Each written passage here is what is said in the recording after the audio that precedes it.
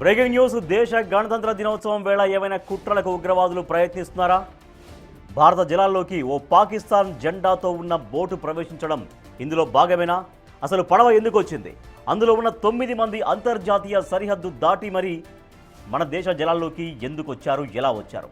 ఇలాంటి అంశాలన్నింటినీ రాబట్టేందుకు ప్రయత్నిస్తున్నారు నిఘా అధికారులు.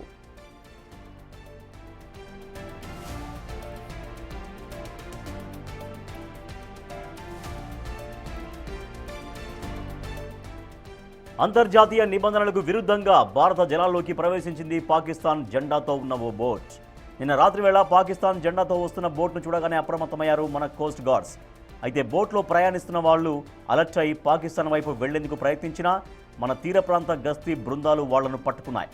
మొత్తం 9 మందిని అదుపులోకి తీసుకుని ప్రశ్నిస్తున్నారు నేవీ అధికారులు. గుజరాత్లోని పోరుబందర్ ప్రాంతంలో ఆ బోట్ను నిలిపివేశారు.